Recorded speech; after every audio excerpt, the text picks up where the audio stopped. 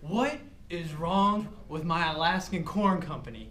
We are in the negatives and we're gonna go under. We're gonna go under, and I'm not gonna afford the heater for my ice lodge. Sir, I'm gonna need you to calm down. I know you're angry, but we're not going underwater for this. There's a reasonable explanation to why our profits have decreased.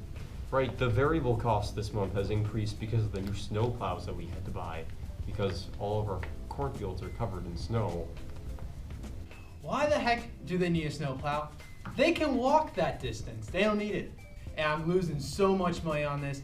And by the way, what does that even have to do with you guys saving my company? You see, we're currently producing 2 tons of corn every month. The problem is that even though that our marginal cost and our price are equal to each other, which means that we're producing everything efficiently, our total cost is still greater than our total revenue by about 5, which means that we're losing $5,000 every month. But that's not too big of a problem. Why on earth is losing money a good thing now? So when we're doing profit maximization, we're finding the difference between total revenue and total cost.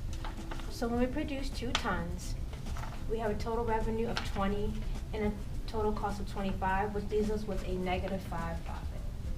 And when we're producing nothing, we're left with total revenue of 0 and a total cost of 10, which leaves us with a -10 profit. So in reality, we're better off with just continuing to produce at 2 tons. Okay, I guess that makes sense. But what about my Hawaiian grapes? Those profits are also negative. Will that still be good?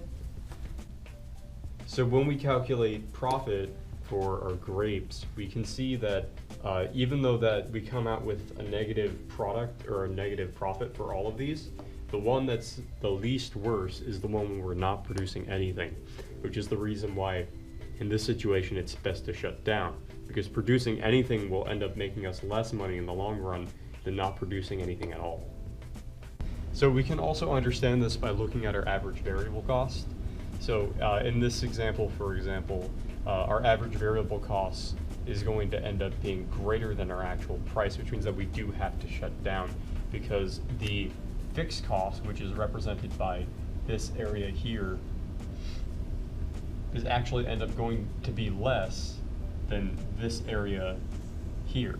And because our fixed cost, which is when we're not producing anything, is less than when we actually are producing something, this area down here, we have to shut down. So to recap perfect competition, negative profit doesn't always mean you have to shut down. A company should only shut down in the long run when quantity equals 0 and the profit at 0 is greater than the profit at MR equals MC. And a company should not shut down when quantity equals 0 and the profit at 0 is less than the profit at the point at which MR equals MC. So I have to shut down my favorite company of Hawaiian grapes? This is awful. This is terrible. Sell all these chairs. We might get $5 for all of them.